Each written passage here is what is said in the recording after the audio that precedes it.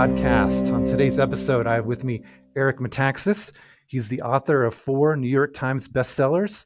He also hosts the Eric Metaxas Show, a nationally syndicated radio show airing in 120 cities, and Socrates in the Cities, Conversations on the Exam in Life.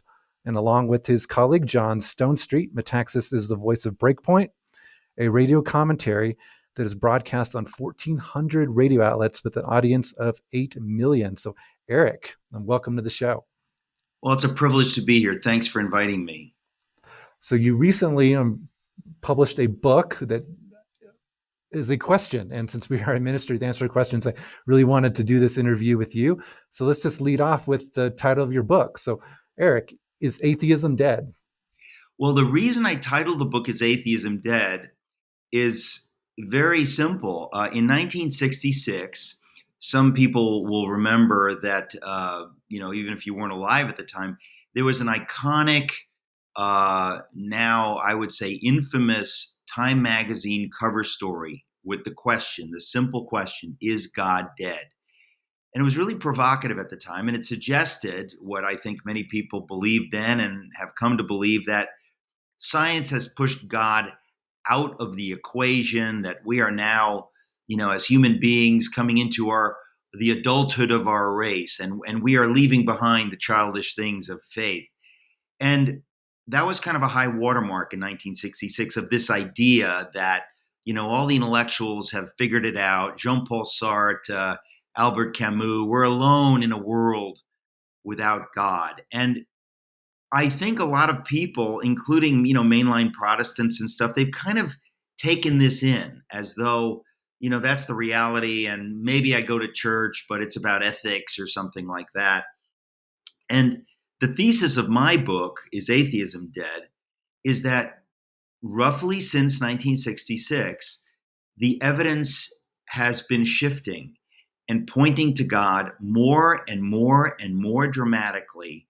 But because the reigning culture, the secular culture, accepted that idea generally, they've batted away or ignored a lot of the evidence that points to God.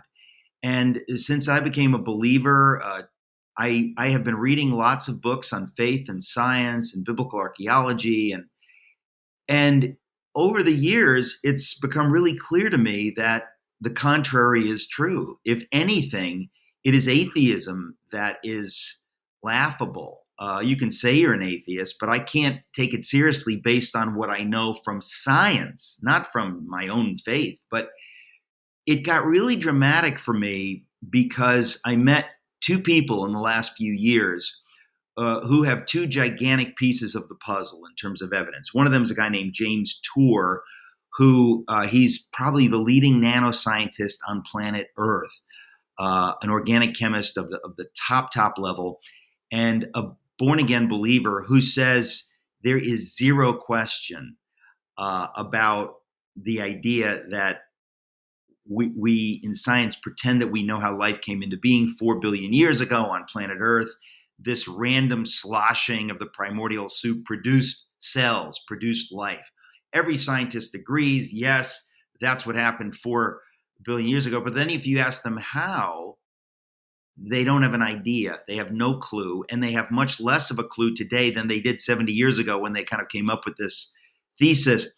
And he calls them out on it. And he says, listen, I know nanoscience. I know the chemistry at this level, what it takes to create molecules or this or that. There is zero chance based on the scientific evidence that life emerged randomly 4 billion years ago. And he goes into chapter and verse. And when I heard his story, I said, this is the kind of blockbuster information from a top scientist that should be in the headlines. And most believers don't even know who he is or anything. I said, I've got to write about this. But then I met another guy named Dr. Stephen Collins. He's in Albuquerque. He's an archaeologist. He discovered biblical Sodom. And I thought, I've never heard of that. That sounds like one of those apocryphal stories, like they discovered Noah's Ark, or they discovered this, they discovered that. I looked into it and I thought, there is no question. I mean, there is no question, if you look into the details, that this man, using Genesis as his guide, figured out exactly where Sodom would be, found a mound that was a city upon a city upon a city upon a city, excavated. And when you hear the details, which I won't go into now, but they're obviously in my book, there's just no question. It is an astounding, maybe the most extraordinary discovery of biblical archaeology, and it's from the very first pages of Genesis. We're not talking about discovering, something from the New Testament or something from the 5th century BC. We're talking about something from 1700 BC. So those two things are so overwhelming. And I talked to a lot of believers, and they didn't know, none of them had heard of this. And I thought, I need to write about these two things. And then I thought to myself, you know what? There's all this other scientific evidence about fine-tuned universe and the Big Bang that keeps growing. There's all this evidence from biblical archaeology that's tons of information that a lot of people aren't familiar with. I said, I need to put all this stuff in a book. And now the question is not, is God dead? The question is atheism dead? And at the end of the book, I talk about atheism. I talk about the myth of atheism, the founding myth of atheism, that, Galileo was against the church and science and faith are at odds. And I get into that stuff, and I get into the new atheists. And so the question, is atheism dead? It has two answers. Are atheists still promoting atheism? Yes. So in that sense, it's not dead. But realistically, based on what we know today, if we're intellectually honest, yes, atheism is dead. If you want to say you're an agnostic, I can respect you and we can have a conversation. But if you say you're an atheist, I feel you are not up on the latest information, particularly with regard to the fine-tuned universe. And it's time that we believers said, look, the evidence has shifted so dramatically. Until you're familiar with it, you're clinging to something. You're like a Japanese soldier in a cave on an island in 1958 who still thinks the war is going. Somebody needs to tap you on the shoulder and say, hey, it's been over. It's decided. You need to get with the program. We are no longer living back then. There's a new set of information. So that's kind of that's the long answer. So I can give you the short answer if you have less time. So to our listeners, I've read many of Eric's books over the years, seen him in different interviews, and he's an excellent author. So I highly recommend Is Atheism Dead? It discusses some topics that have been covered in other books, but some others that just open interesting avenues just for whether you're having a discussion with an atheist or whether you yourself are wondering how reliable is the evidence for God, et cetera, et cetera. Does this point to God? Does that point to God? And Eric, you mentioned it briefly. So I just wanted to ask you, so how does the fine tuning of the universe argue for the existence of God? And obviously you're going to have to give the condensed version of the answer because we could do entire episodes just on that topic. But for you, what aspect of the fine-tuning of the universe most argues for the existence of God? Well, this is what's so bizarre. Again, you have to say we're living in an insane world that isn't facing these facts. I mean, it's kind of like if nobody believed in atomic structure and you and I knew that atoms are real and molecules are real, but we had to go along with people that just don't even want to hear about it. We're kind of in that place with God. We live in a world that pretends to be secular, that pretends that you can have no God, but evidence from everywhere points to God. And in the last 50 years, the most dramatic evidence, Christopher Hitchens admitted it, is the fine-tuned universe. You don't even know where to start because the more you start noticing this and the more you start examining it, the more you realize everything is fine-tuned. It's not just, there's like 9 parameters. Wow, how incredible. It just goes on and on and on. I mean, the most simple one that most of us would never think of, we grew up in the Star Trek generation, we think like there's life everywhere on planets that are 1 million times bigger than Earth and the size of a rock. Well, according to recent science, any planet, any different size than Earth cannot support life. If our Earth were the tiniest bit smaller, like Mars, let's say, not even Mars, but let's just say like Mars, right? The magnetosphere, most people don't know what that is. I just learned what it is. But science now says that without the right power in a magnetosphere, you cannot retain an atmosphere. So if our Earth just happened to be a little bit smaller, forget it. There is no atmosphere.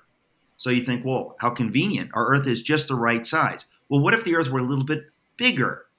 Science now tells us that also makes life impossible, because if we're a little bit bigger, it has a little bit more mass, it has more gravity, and it pulls down ammonia or whatever it is, things that would make it impossible for us to breathe. Now, if anybody says, well, we could have evolved to breathe ammonia, I mean, that's sloppy. No, that's not true. So the size of the Earth, not too big, not too small. The size of the moon, the existence of the moon. Who among us thinks that if the moon were not exactly the size that it is, exactly the distance that it is, doing exactly what it's doing, it stabilizes the wobble of the Earth. It contributed enough mass to the Earth when it collided with the proto-Earth, which they call Theia, to make us just the right size, to blast off the thick atmosphere that was here, and to make it exactly the atmosphere that we have. I mean, the levels of complexity are just absolutely breathtaking. One of the things that I love to talk about is the fact that the planet Jupiter, whoever would think, if you look up in the night sky and you can identify Jupiter, it's this tiny pinprick a zillion miles away. It's 400 million miles away. Science now tells us that if it were not there with its tremendous mass, we would not have life on Earth. And you think, that's crazy. Science tells us that its mass pulls, the gravity pulls away asteroids and comets and things that would hit Earth.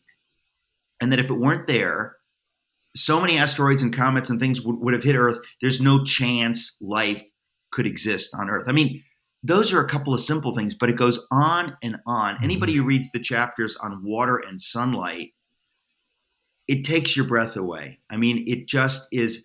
But the interesting thing for me is that it goes on and on and on. The more we look with science, the more science we know, the less possible it is to even conceive that this all just happened. And we need to know that's science. That's not our Christian point of view. That's what science says. Another interesting thing that you brought up that I really enjoyed and learned a lot in your book was the existence of life, the existence of life itself, whether it's abiogenesis or whatever. How unlikely is it that life itself could exist were it not for a creator God? I mean, that's kind of the point.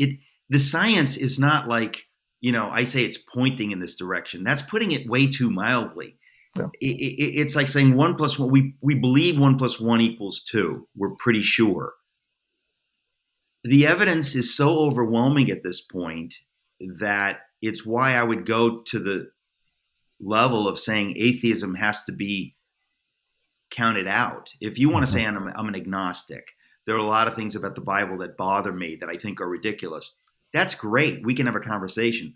But based on the science, to say that there is no God that created life, the conditions for life in the universe, on this planet, it becomes silly. You're simply looking away from the evidence. It's like in my book, I write about Galileo trying to prove to people, that the Earth is not the center of the solar system. And he said to a lot of them, and these were Aristotelians, forget about the church. It was Aristotelians that were wedded to this idea.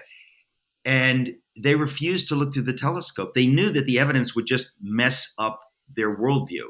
So they just refused to look at the evidence. I think people who refuse to deal with the evidence in my book and the evidence that I found in all these other books, if you want to live in that world, you're free to live in that world. But you have become the person, you accuse a thoughtless Bible believer of being. You need to look at the evidence. The evidence, we're talking science. We're not talking faith. Just look at the science and tell me what your conclusion is. I really think we're in the midst of a paradigm shift, honestly, that something is happening, that it's going to lead to revival, because a lot of people that are sitting on the fence are going to be stunned by what they find. Yeah. So another interesting aspect of your book that I really enjoyed, and again, so many things we could discuss, but the idea of following atheism to its logical end. Yeah. How ultimately empty a philosophy it is. So talk briefly about that. Yeah, I mean, that's another thing that I think sometimes Christians, uh, we have internalized this way of being that is not Christian. We're supposed to fight. We're supposed to believe in truth. And I think a lot of times Christians have been too nice, in a sense, to the new atheists and treated them with great respect when they themselves have been deeply dishonest and intellectually sloppy. Um, the atheists that I respect are people like Jean-Paul Sartre and Albert Camus and some others who wrestle honestly with the horror of a world without God. In other words, they may conclude that there's no God, or they did conclude it, but they're not giddy over it. They don't say, hey, there's no God, so I can, sleep with whoever, I can do whatever I want. They were very sober minded about the idea that if there's no God, we're living in the bleakest of all possible universes where there is no meaning, there's no good or evil. The love that I feel for someone, for my parents, for my child, for my spouse, that's just chemicals. It's meaningless. There's nothing transcendent. When I weep at the beauty of something, that's just chemicals. And when I die, there's nothing. It's kind of like crushing a bug. It's meaningless. Yeah. Human beings can't face that because, first of all, it's not true, and we are created in the image of God to long for meaning. But I think a lot of times the atheist movement is full of people that they haven't followed all the way to the bottom. They're afraid to, they don't want to. They just want to mock Christians and feel good about themselves. And, I get that. But if you want to be intellectually honest, you've got to be like a Sartre or a Camus. And then at the end of the book, I talk about what atheist regimes have done. What happens to a worldview that says there's no God? Well, the track record of atheist regimes is so satanic, so cruel, so wicked, so crushing to human beings. Atheists need to deal with that. And I also talk about the fact that Camus and Sartre, at the end of their lives, and this is like blockbuster stuff, both of them came to faith in God. I couldn't even believe it when I discovered it. I said, this can't be right. I would have read about it. So we're really dealing with an information problem. We live in a world where secular ideas get promoted. Ideas like the ones we're talking about tend to get ignored or avoided for various reasons, sometimes for reasons that people are just confused and they want to go with the crowd. But it's time we dealt with the facts. And I feel that God has kind of left some of the best evidence for last.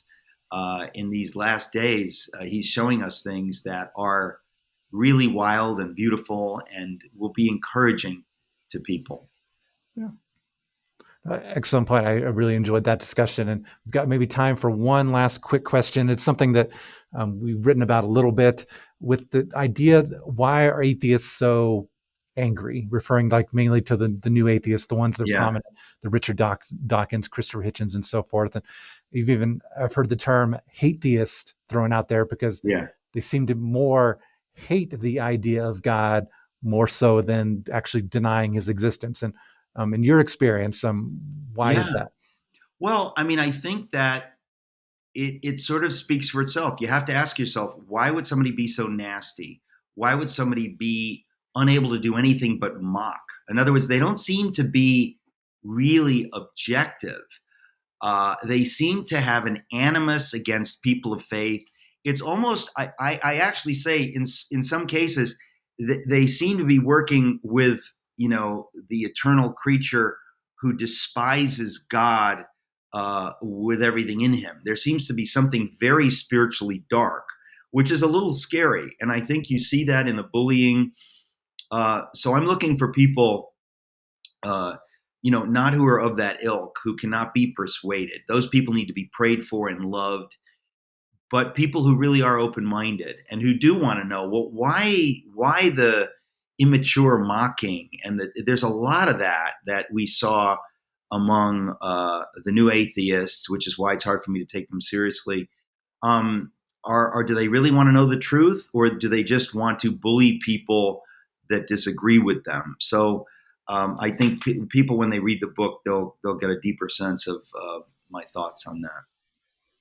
So Again, this has been the Got Questions podcast with Eric Metaxas, author of the new book, Is Atheism Dead? Highly recommended. Great read. Eric is a fantastic writer. He's a wordsmith. He has, to me, it's not so much that I learned a lot of new things in the book, but I learned much better ways of explaining, ways of making good arguments. So again, Is Atheism Dead? We'll include links to it on the description and the YouTube channel at podcast.gotquestions.org, and also at the show notes for this episode. So Eric, thank you for being on the show today. It's my honor, and thanks for what you do. Very important stuff. So again, this is the Got Questions podcast. Hope this episode's been encouraging and helpful to you. Got questions? The Bible has answers. We'll help you find them.